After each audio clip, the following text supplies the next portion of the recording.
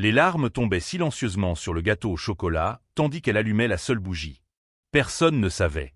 Personne ne se souciait. 32 ans de vie et aucun message, aucun appel, aucun être humain pour dire « joyeux anniversaire ».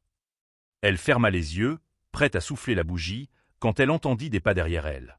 Son cœur se figea. Il ne devrait pas être à la maison à cette heure-là. Elle s'essuya rapidement le visage, mais il était trop tard. Il avait déjà tout vu. Elle avait 32 ans ce jour-là.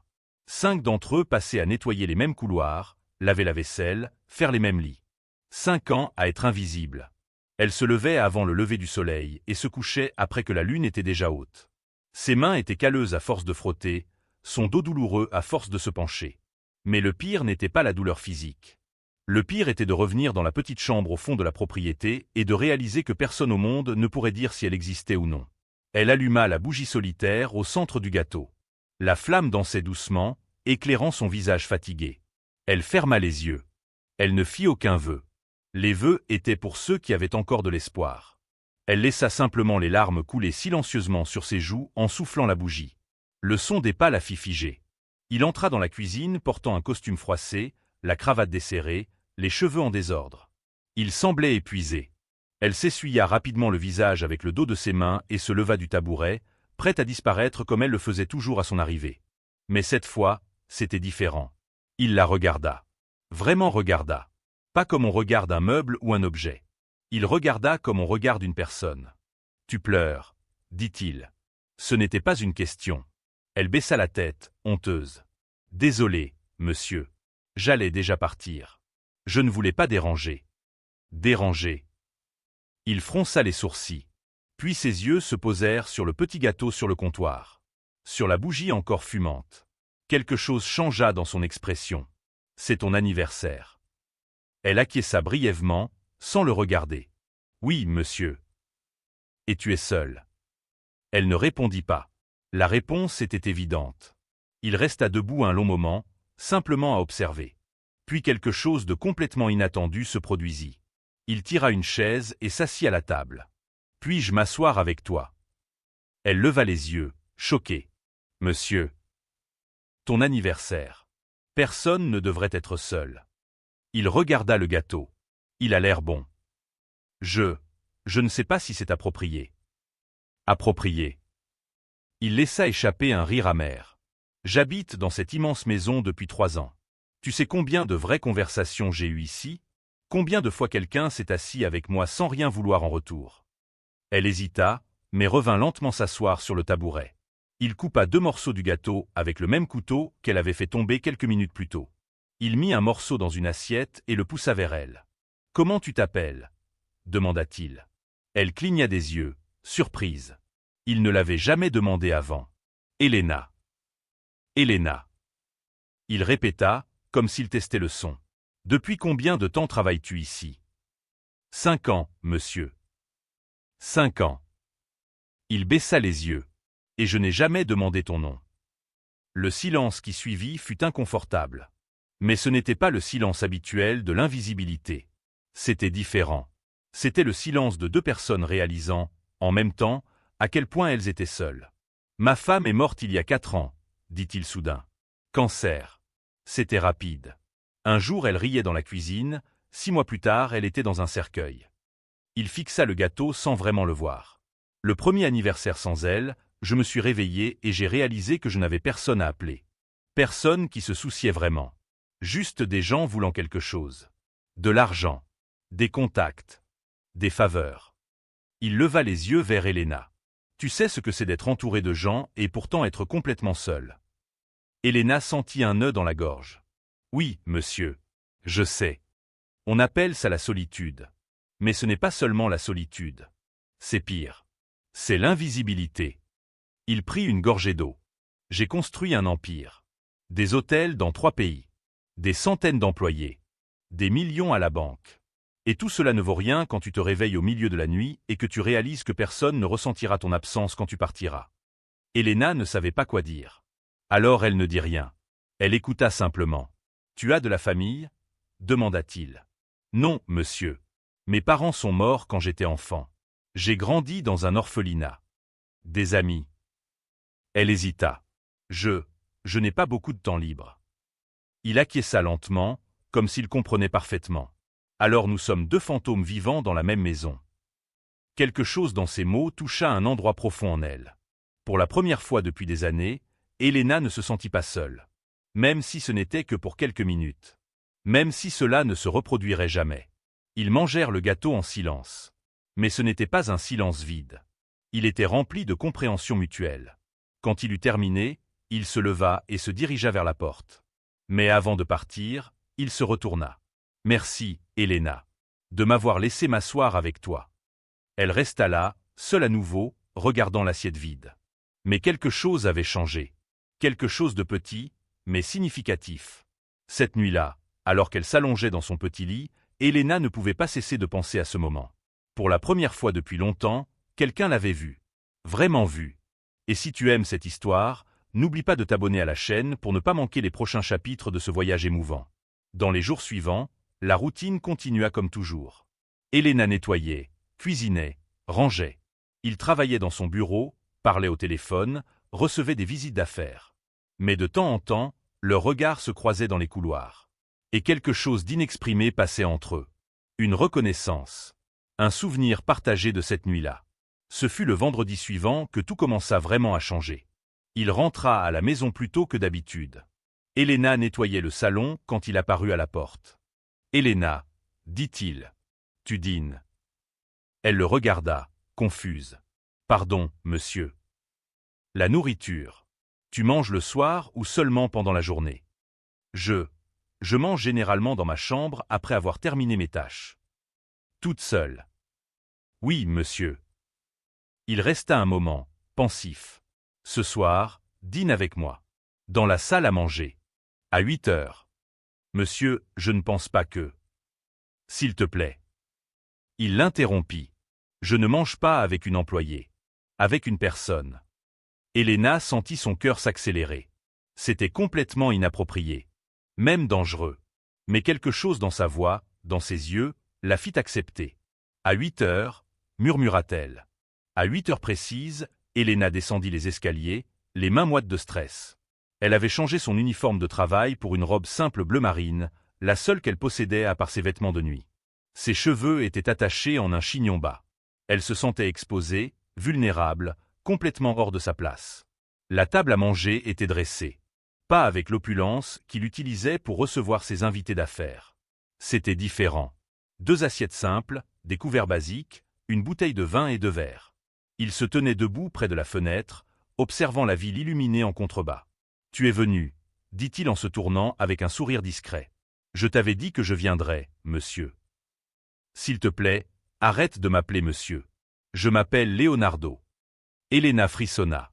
Utiliser son prénom semblait franchir une ligne invisible mais bien réelle. « Je ne sais pas si j'y arriverai. »« Essaie. » Il tira une chaise pour elle. « Juste pour aujourd'hui.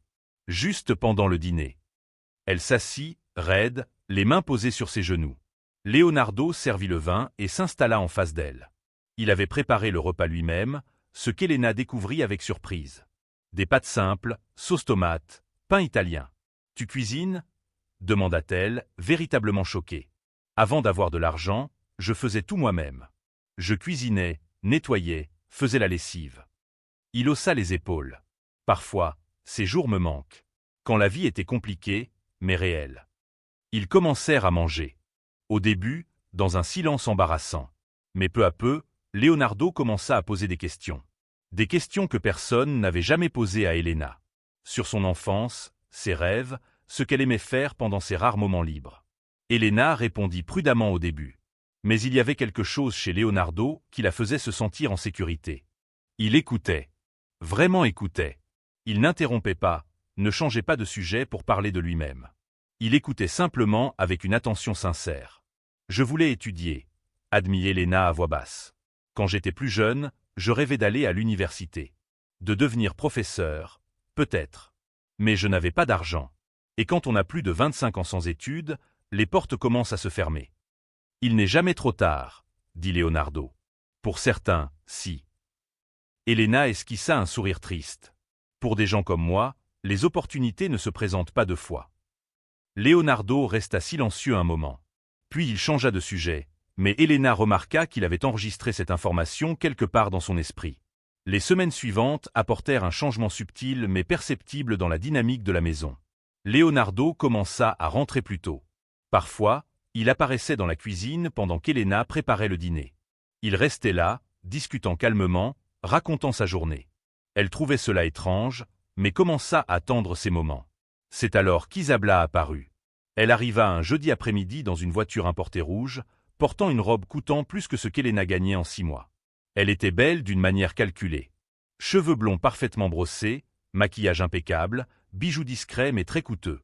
Elle entra dans le manoir comme si elle en était la propriétaire. « Mon amour !» Isabla jeta ses bras autour du cou de Leonardo, qui était dans le bureau. Elena, qui nettoyait le couloir à proximité, entendit tout. « Tu ne m'as pas dit que tu étais de retour en ville. » Isabla. La voix de Leonardo semblait fatiguée. « Je ne savais pas que tu viendrais. »« Bien sûr que je viendrai. Ça fait des semaines qu'on ne s'est pas vu. » Elle fit une moue. « Tu m'évites. »« Je suis occupée. »« Trop occupée pour moi. » Isabla rit, mais il y avait une froideur dans sa voix. « Nous avons un accord, Leonardo. Tu n'as pas oublié, si ?» Elena s'éloigna rapidement, mais pas avant de voir Isabla lui lancer un regard glacial. Un regard qui disait clairement « Tu n'as pas ta place ici. » Cette nuit-là, Leonardo ne vint pas parler. Elena dîna seule dans sa chambre, ressentant un vide étrange dans sa poitrine. Elle se réprimanda mentalement. Quel droit avait-elle de ressentir de la jalousie? Il était son patron. Isabla était clairement quelqu'un de son monde. Sophistiquée, riche, adaptée. Elena n'était que la domestique. Mais dans les jours suivants, quelque chose changea. Leonardo devint distant, fermé. Les conversations dans la cuisine cessèrent. Il redevint l'homme qu'il était avant cet anniversaire. Poli, mais froid. Présent, mais absent. Isabla, en revanche, commença à apparaître plus fréquemment. Et chaque fois qu'elle était là, elle s'assurait de traiter Elena avec un mépris à peine dissimulé. « Tu as oublié de nettoyer la salle de bain de la suite, » dit Isabla un jour, avec un sourire venimeux. « Ou peut-être que tu ne sais pas faire ton travail correctement. » Elena serra la mâchoire. « Je l'ai nettoyé ce matin, madame. » « Alors refais-le. » Ce n'était pas assez bien. Elena obéit en silence. Mais à l'intérieur, quelque chose commença à faire mal. Ce n'était pas l'humiliation. Elle y était habituée. C'était la sensation que ces moments avec Leonardo avaient été une illusion. Un rêve naïf d'une femme solitaire qui confondait gentillesse et réel intérêt. Une nuit, alors qu'elle lavait la vaisselle, Elena entendit des voix venant du salon. Isabla et Leonardo se disputaient. « Tu as changé », accusait Isabla. « Tu es différent. Distante. »« Peut-être que je suis fatigué des jeux, » répondit Leonardo. « Jeu ? Ce n'est pas un jeu, Leonardo. C'est notre vie. Notre accord. Tu as besoin de quelqu'un à tes côtés lors des réunions, lors des événements. J'ai besoin de la stabilité que tu offres. Ça a toujours fonctionné. Fonctionner n'est pas vivre. Vivre. » Isabla laissa échapper un rire amer. « Tu crois que tu trouveras quoi? Le véritable amour? S'il te plaît, grandis. Des gens comme nous n'ont pas ce luxe. » Elena s'éloigna avant d'en entendre plus. Mais une phrase résonna dans son esprit, « Des gens comme nous. » Leonardo et Isabla appartenaient au même monde. Un monde auquel Elena n'appartiendrait jamais. Elle monta dans sa chambre et, pour la première fois depuis des semaines, se permit de pleurer. Pas à cause des mots d'Isabla, mais à cause de la douleur d'avoir cru, ne serait-ce qu'un bref instant, que cela pouvait être différent. 2 jours plus tard, Elena nettoyait la bibliothèque quand elle trouva une enveloppe sur la table basse. Elle était ouverte, et une lettre avec le logo d'une université était visible. La curiosité l'emporta. Elle s'approcha et lut les premières lignes. C'était une demande d'inscription. Pour un cours de pédagogie. À son nom. Ses mains tremblèrent. Leonardo avait fait ça? Pourquoi? Quand? Comment? Tu as trouvé? Sa voix venait de la porte. Elena se retourna brusquement. Je ne fouinais pas, je jure, je voulais juste. Je l'ai laissé là exprès. Il entra dans la bibliothèque.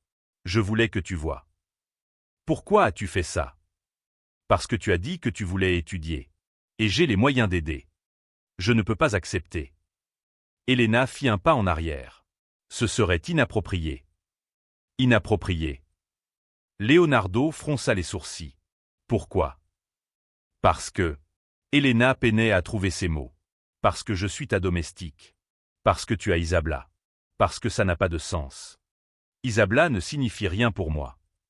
Elle a dit que vous aviez un accord. Nous en avions un, corrigea Leonardo. Passé. J'ai rompu avec elle hier. Elena resta silencieuse, assimilant l'information. Tu sais ce que j'ai réalisé? Continua Leonardo. Que j'ai passé des années entouré de gens, mais vides. Jusqu'à ce que je te voie pleurer sur un gâteau. Et pour la première fois depuis longtemps, j'ai ressenti quelque chose de réel. Il fit un pas en avant. Tu m'as rappelé que je suis encore humain. Je ne sais pas quoi dire. Alors ne dis rien pour l'instant. Réfléchis juste à l'inscription. S'il te plaît. Elena tenait l'enveloppe entre ses mains tremblantes. Pour la première fois depuis des années, un petit fil d'espoir commença à briller en elle. Elena passa 3 nuits blanches à regarder cette enveloppe.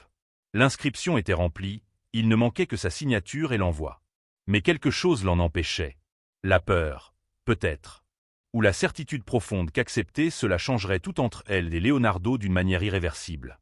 Le 4e matin, elle descendit pour préparer le café et trouva Leonardo déjà réveillé, assis dans la cuisine avec une tasse vide entre les mains. Il avait l'air de ne pas avoir dormi. De profondes cernes sous les yeux. « Ça va » demanda Elena avant de pouvoir se retenir. Honnêtement, non. Il leva les yeux. Isabla est apparue hier dans mon entreprise. Elle a fait une scène devant mes associés. Elle a dit que je commettais la plus grande erreur de ma vie en m'impliquant avec. Il s'arrêta, hésitant. Avec quoi? Elena sentit son cœur se serrer. Avec quelqu'un d'inapproprié pour mon statut. Leonardo cracha ses mots avec dégoût. Ce sont ses mots. Elena baissa les yeux. Peut-être qu'elle a raison. Non. Leonardo se leva brusquement. Elle a totalement tort. Tu sais ce qu'est l'inapproprié? Passer des années aux côtés de quelqu'un qui ne se soucie que des apparences. Qui est là seulement par commodité. Qui ne m'a jamais vraiment vu. Il s'approcha. Tu me vois, Elena. Tu as vu ma solitude cette nuit-là. Tu as compris sans que j'aie besoin d'expliquer. Leonardo. Elena sentit des larmes lui brûler les yeux. Je n'appartiens pas à ton monde. Je nettoie des maisons. Tu diriges des entreprises. Ça ne peut pas fonctionner. Alors aide-moi à construire un monde où cela n'a pas d'importance. Les mots restèrent suspendus entre eux. Elena voulait y croire. Désespérément y croire. Mais des années d'invisibilité lui avaient appris à ne pas rêver trop haut. J'ai besoin de réfléchir, dit-elle enfin. Leonardo acquiesça, clairement déçu mais respectueux. Prends tout le temps dont tu as besoin. Mais le temps d'Elena se termina plus vite qu'elle ne l'imaginait. 2 jours plus tard, alors qu'elle faisait des courses au supermarché, Elena bouscula une femme élégante près du rayon fruits. En se retournant pour s'excuser, elle se figea. C'était Isabla. Toi. Isabla la regarda de haut en bas avec mépris.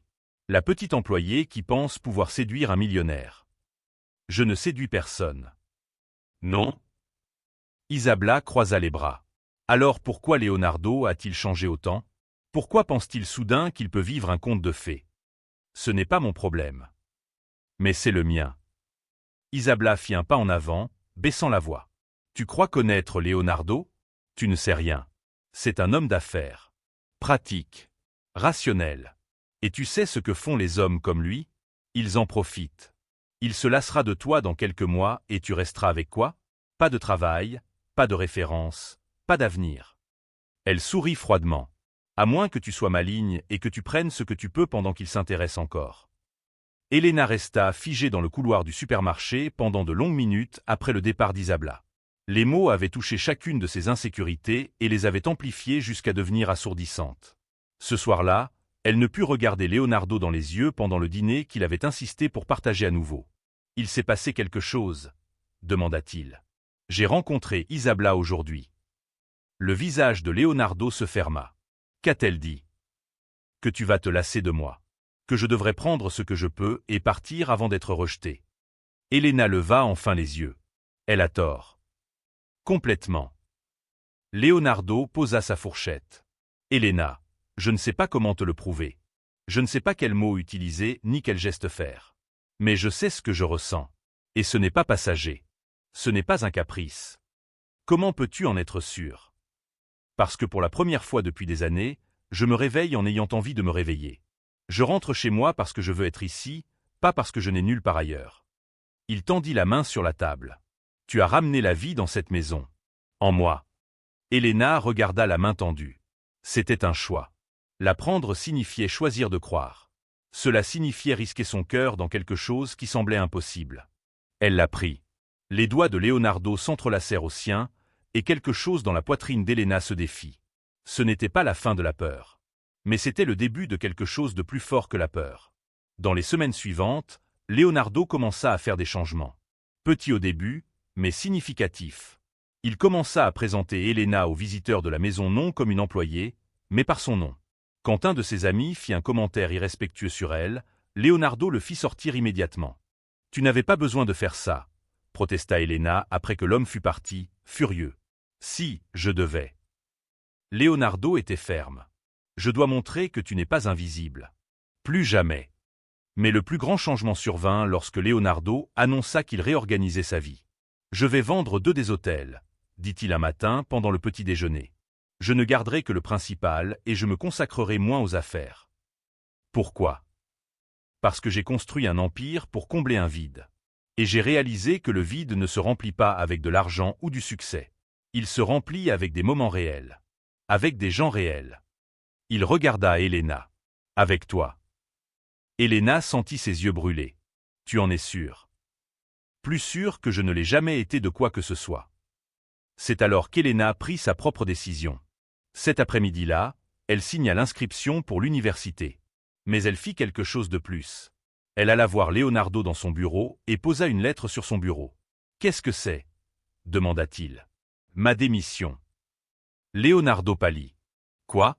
Pourquoi? » « Parce que je ne peux pas être ta petite amie et ton employé en même temps. » Helena respira profondément. « Je choisis d'être ton égal. Cela signifie construire ma propre vie. Étudier. Travailler. Subvenir à mes besoins. Et alors, quand nous serons ensemble, ce sera parce que nous avons choisi d'être ensemble, pas parce qu'il existe une dynamique de pouvoir entre nous. » Leonardo resta silencieux un long moment. Puis un sourire lent se dessina sur son visage. « Tu es incroyable. » « Je suis pratique. » « Tu es les deux. » Il se leva et prit son visage entre ses mains. « Et j'attendrai. J'attendrai le temps qu'il faudra jusqu'à ce que tu sentes que nous sommes au même niveau. Cela peut prendre des années. Je m'en fiche. » Il l'embrassa. Ce fut leur premier baiser. Doux, délicat, rempli de promesses. Quand ils se séparèrent, Helena sourit. Pour la première fois de sa vie, elle n'attendait pas que quelqu'un vienne la sauver.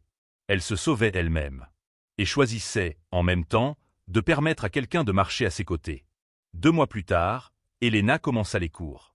Elle loua un petit appartement près de l'université avec l'argent qu'elle avait économisé. Leonardo l'aida pour le déménagement, mais respecta son espace et son indépendance. Ils se voyaient les week-ends. Dîner simple, promenade au parc, conversation qui durait jusqu'au petit matin. Il n'y avait pas de précipitation. Pas de pression. Juste 2 adultes construisant quelque chose de réel, brique par brique. 1 an s'était écoulé depuis cette nuit d'anniversaire. Helena était au 2e semestre de la faculté, travaillait à mi-temps dans une école comme assistante et partageait un appartement avec une autre étudiante. Sa vie était trépidante, épuisante, mais remplie de sens. Leonardo continuait de diriger ses affaires, mais avec moins d'intensité, réservant du temps pour ce qui comptait vraiment. Ils avaient construit quelque chose de solide. Fondé sur le respect, l'admiration et le choix conscient. Mais tout changea en une seule matinée. Helena se trouvait à la bibliothèque de l'université lorsque son téléphone sonna. C'était un numéro inconnu. Elle hésita avant de répondre. « Allô? Helena ?» La voix était masculine, sérieuse. « Je m'appelle Ricardo. Je suis avocat. J'ai besoin de vous parler au sujet de Leonardo Herrera. » Le cœur d'Helena s'emballa. Qu'est-ce qui s'est passé? Il va bien? Il va physiquement bien. Mais j'ai besoin que vous veniez à mon cabinet immédiatement. C'est urgent. J'ai cours dans 20 minutes. Cela ne peut pas attendre. Quelque chose dans sa voix fit qu'Helena prit ses affaires et sortit en courant de la bibliothèque. 1 heure plus tard, elle était assise dans un bureau élégant du centre-ville, face à un homme en costume gris qui l'observait avec gravité. « Leonardo traverse une situation délicate », commença Ricardo. « Isabella le poursuit en justice. » Le poursuit? Pourquoi? Elle prétend que Leonardo lui a fait des promesses de mariage pendant leur relation et elle exige une compensation financière pour la rupture. 5 millions, pour être précis. Elena sentit son sang se glacer. C'est ridicule. Ils n'étaient même pas officiellement fiancés. Elle a des messages, des dîners documentés, des voyages ensemble. Elle construit un dossier de relations stables avec une attente d'union formelle.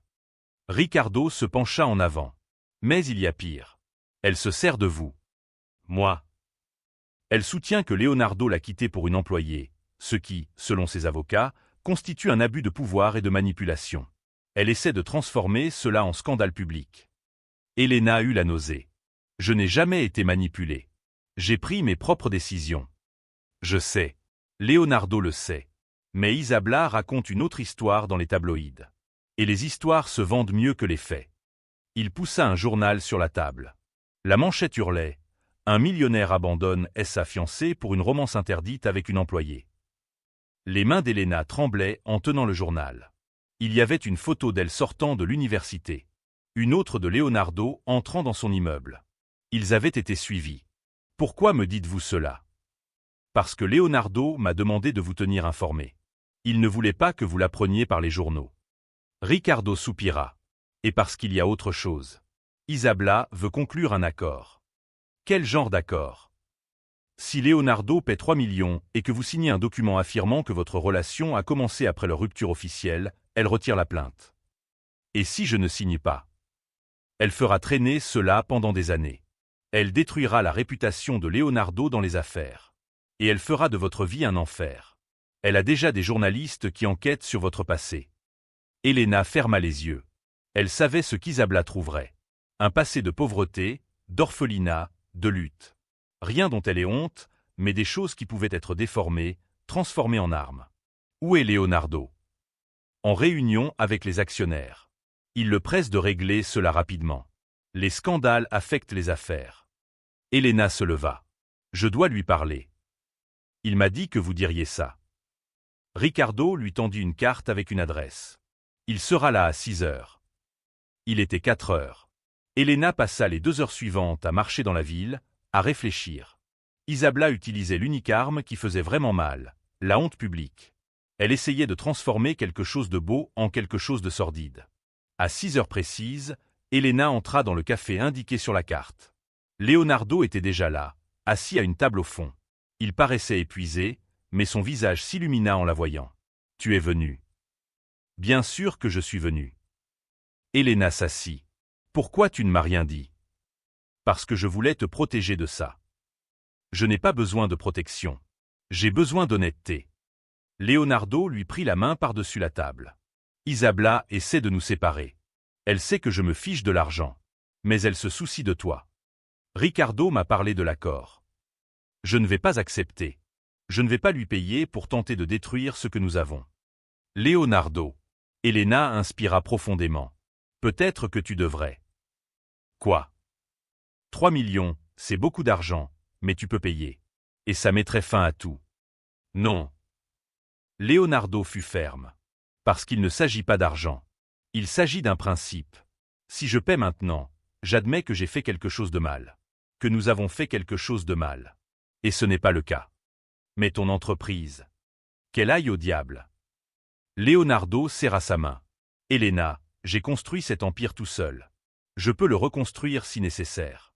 Mais je ne peux pas reconstruire ce que j'ai avec toi si je laisse Isabella gagner. Elena sentit des larmes couler. Les gens vont parler. Ils vont me juger. Alors qu'ils parlent. Qu'ils jugent. Il se pencha en avant. Tu sais qui tu es. Je sais qui tu es. C'est tout ce qui compte. Et si ça détruit tout ce que tu as construit? Alors nous construirons quelque chose de nouveau. Ensemble. Elena regarda cet homme qui avait vu son humanité dans un moment de solitude et choisi de l'aimer malgré tout. Il était prêt à tout perdre pour elle. Et elle comprit qu'elle ne pouvait pas le laisser se battre seul. « D'accord, » dit-elle. « Nous allons nous battre. Mais à notre façon. » Dans les jours suivants, au lieu de se cacher, Elena et Leonardo firent l'inverse. Ils donnèrent une interview. Non pas à une grande chaîne de télévision, mais à un petit podcast sur les histoires d'amour réelles. Ils racontèrent leur histoire. Tout entière. Sans montage, sans embellissement. Ils parlèrent de solitude. de trouver l'humanité dans des lieux inattendus, de choisir de construire quelque chose de réel plutôt que de commode. L'interview devint virale. Soudain, le récit changea. Les gens commencèrent à s'identifier. D'autres employés domestiques partagèrent leurs propres histoires d'invisibilité. Des psychologues commentèrent l'authenticité de leurs liens. Et lentement, la version d'Isabla commença à s'effondrer. Elle avait compté sur la honte et les préjugés. Mais elle trouva l'empathie et l'admiration. 2 mois plus tard, Isabla retira sa plainte. Non pas parce qu'elle le voulait, mais parce que sa réputation était en train d'être détruite par sa propre cupidité. Des entreprises annulèrent des contrats avec elle. Des amis s'éloignèrent. Elle était devenue ce qu'elle avait voulu faire de Leonardo, un scandale. Leonardo reçut la nouvelle dans son bureau. Elena était avec lui. Ils ne fêtèrent pas ça. Ils se contentèrent de s'enlacer en silence. « C'est fini », murmura-t-il. « Non. » Elena s'écarta avec un sourire. Ce n'est que le début. Et elle avait raison. Une semaine plus tard, pour l'anniversaire d'Elena, Leonardo organisa une fête. Pas dans la villa, mais sur la plage. Il invita de vrais amis, des camarades de sa faculté, des employés fidèles. Des gens qui comptaient vraiment. Quand le soleil commença à se coucher, il prit le micro. « Il y a 2 ans, commença-t-il, j'ai vu une femme pleurer seule le jour de son anniversaire. Et je lui ai demandé si je pouvais m'asseoir avec elle. Ce choix a changé ma vie. Parce qu'elle m'a montré que vivre, ce n'est pas accumuler. C'est partager. » Il s'agenouilla devant Elena. « Tu m'as réappris à être humain. Tu m'as appris que l'amour n'est pas une commodité. C'est un choix. Et je te choisis. Tous les jours. Pour toujours. » Il ouvrit un petit écrin. « Veux-tu m'épouser » Elena regarda la bague simple, Leonardo à genoux dans le sable, les gens autour souriant. Et elle comprit que c'était réel. Vraiment réel. « Oui » murmura-t-elle. Puis plus fort, « oui ». Le mariage eut lieu 6 mois plus tard. Ce ne fut pas dans la somptueuse villa que Leonardo possédait encore. Ce fut dans une petite chapelle au bord de la mer, avec seulement 50 invités. De vrais amis, des camarades de faculté d'Elena, quelques employés fidèles de Leonardo. Des personnes qui comptaient vraiment. Elena portait une simple robe blanche en dentelle qu'elle avait choisie elle-même dans une modeste boutique du centre-ville. Pas de créateur célèbre, pas de marque de luxe. Juste une robe qui la faisait se sentir belle, et surtout, se sentir elle-même. Leonardo était en costume clair, pieds nus dans le sable. Quand Elena marcha vers lui, il n'y avait pas de père pour la donner. Elle marcha seule, comme elle l'avait toujours fait. Mais cette fois, elle n'était pas vraiment seule. Car au bout de ce chemin, quelqu'un l'attendait. Quelqu'un qui la choisissait chaque jour. Les vœux furent simples. Pas de promesses grandioses, ni de déclarations poétiques préparées. Juste une vérité brute et honnête. « Je promets de te voir », dit Leonardo, en tenant ses mains. « Toujours. Même lorsque le monde essaiera de te rendre invisible à nouveau. Je promets de te voir. » Elena sentit des larmes couler. « Je promets de te rappeler qui tu es. Pas l'homme d'affaires. Pas le millionnaire. Mais l'homme qui s'est assis avec moi lors de ma pire journée et a choisi de rester. » Quand ils s'embrassèrent en tant que mari et femme, il n'y eut pas d'applaudissements assourdissants ni de célébrations excessives. Juste des sourires sincères et quelques larmes émues de personnes qui comptaient vraiment. La fête eut lieu sur la plage. Pas de salle luxueuse, pas de groupe célèbre. Juste une petite enceinte diffusant des musiques qui signifiaient quelque chose pour eux, de la nourriture faite maison préparée par un couple d'amis, et des rires qui résonnaient sous le ciel étoilé. Mais le vrai changement vint après. Leonardo vendit la villa. La décision surprit tout le monde, sauf Elena. Ils achetèrent une maison modeste dans un quartier calme, près de l'université où Elena étudiait encore. Elle avait 3 chambres, un petit jardin et une cuisine accueillante. Rien à voir avec ce à quoi il était habitué, mais tout ce dont ils avaient besoin. « Tu es sûr ?» demanda Elena le jour du déménagement, regardant la maison simple. « Plus sûr que je ne l'ai jamais été d'une affaire que j'ai conclue. » Leonardo la serra dans ses bras. Cette villa n'était qu'une maison vide. Ça ici, ça va être notre foyer. Et ce le fut. Dans les mois qui suivirent, ils établirent une routine. Leonardo continua ses affaires, mais différemment. Il laissa plus d'autonomie à ses managers, travailla depuis chez lui 3 jours par semaine et était toujours présent pour le dîner. Elena termina ses études et commença à travailler comme enseignante dans une école publique. La vie n'était pas parfaite. Il y avait des factures à payer, de la fatigue en fin de journée, des disputes pour des broutilles comme qui avaient oublié d'acheter du lait. Mais c'était réel. Tangible. Vrai. 1 an et demi après le mariage, Elena découvrit qu'elle était enceinte. La nouvelle arriva lors d'un petit déjeuner dominical banal. Elle posa simplement le test positif sur la table pendant que Leonardo lisait le journal. Il regarda le test. Puis elle. Puis de nouveau le test. Puis il la saisit dans ses bras, tournoyant dans la cuisine pendant qu'elle riait et protestait qu'elle avait le vertige. « Nous allons être parents, » dit-il, les yeux brillants. « Nous allons créer une vie ensemble. »« J'ai peur, » admit Elena. « Et si je n'étais pas douée pour ça ? Tu seras incroyable. » Leonardo l'embrassa sur le front. « Parce que tu sais ce que c'est d'être invisible. Et tu feras en sorte que notre enfant ne se sente jamais ainsi. » La grossesse fut tranquille. Leonardo assista à toutes les consultations, monta la chambre du bébé de ses propres mains et passa des nuits à lire des livres sur la parentalité. Elena travailla jusqu'au 8e mois, et ses élèves lui organisèrent une fête surprise de départ qui la fit pleurer pendant des heures. Le bébé naquit un matin de printemps. Une fille. Petite, parfaite, avec les yeux foncés de sa mère et le sourire obstiné de son père. « Comment allons-nous l'appeler » demanda Leonardo, tenant sa fille avec un soin respectueux. « Sofia » dit Elena. « Ça signifie sagesse. Je veux qu'elle grandisse en sachant que la valeur d'une personne ne réside pas dans l'argent ou le statut, mais dans la sagesse de choisir ce qui compte vraiment. »« Sofia » répéta Leonardo, embrassant le petit front. « Parfait. » Les premières années furent chaotiques. Nuits blanches, couches sans fin, pleurs inexpliqués. Mais elles furent aussi remplies de premiers sourires, premiers mots, premiers pas. Des moments qui n'avaient pas de prix. Elena retourna enseigner lorsque Sofia eut 1 an. Leonardo ajusta encore davantage son emploi du temps pour partager les soins. Il se relayait pour les nuits blanches, les visites chez le pédiatre, les jeux au parc. Quand Sofia eut 3 ans, ils eurent un 2e enfant. Un garçon qui hérita de l'obstination des deux et d'une énergie infinie. La maison devint encore plus chaotique, encore plus bruyante, encore plus vivante. Une nuit, après avoir couché les enfants, Elena et Leonardo s'assirent sur la terrasse de la maison. Il faisait chaud, et ils pouvaient entendre les grillons chanter dans le jardin. « Regrettes-tu » demanda soudain Elena. « De quoi ?»« De tout. De la villa. Du style de vie. Des fêtes glamour. » Leonardo la regarda longuement. Puis sourit. « Tu sais ce dont je me souviens de ces jours ? Rien. Absolument rien de significatif. Mais de cette nuit, je vais m'en souvenir. De toi à mes côtés. De nos enfants endormis à l'intérieur. De ce moment simple et parfait. » Il prit sa main. « Alors non. Je ne regrette rien. Parce que j'ai échangé une vie vide contre une vie pleine de sens. » Elena posa sa tête sur son épaule. « Je ne regrette rien non plus. Rien. Même pas les moments difficiles. Même cet anniversaire seul. Surtout celui-là. » Elena sourit. Parce que c'était le jour où ma vie a vraiment commencé. Le jour où quelqu'un m'a enfin vu. Des années plus tard, quand leurs enfants étaient déjà adolescents, Elena devint directrice de l'école où elle travaillait.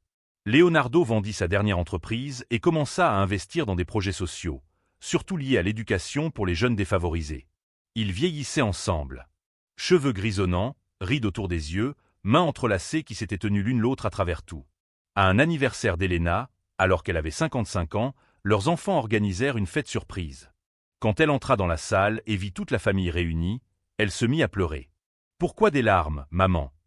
demanda Sofia, désormais une jeune femme belle et déterminée. « Parce que je me souviens de mon 32e anniversaire. Quand j'étais complètement seule, avec un gâteau bon marché, sans personne pour me souhaiter un joyeux anniversaire. » Elena regarda autour d'elle. « Et maintenant regardez. Voyez combien de personnes j'ai. Combien d'amour j'ai. » Leonardo la serra dans ses bras par derrière. « Tu ne seras plus jamais seule. »« Je sais. » Elena se tourna vers lui. « Tu as tenu ta promesse. Tu m'as vu. Toujours. » La leçon de cette histoire n'était pas un conte de fées ou un sauvetage. Elle portait sur le choix. Sur le fait de voir l'humanité là où d'autres ne voient que l'invisibilité. Sur la construction de quelque chose de réel plutôt que de se contenter du convenable. Sur la dignité, le respect et l'amour qui naissent non d'une passion soudaine, mais de la reconnaissance mutuelle et profonde. Le véritable amour n'a pas besoin de villa ou de richesse. Il a seulement besoin de 2 personnes prêtes à se voir véritablement. Et à choisir de rester. Si cette histoire a touché ton cœur, abonne-toi à la chaîne pour découvrir d'autres histoires montrant que la vraie valeur se trouve dans les liens humains que nous construisons et non dans les choses que nous possédons.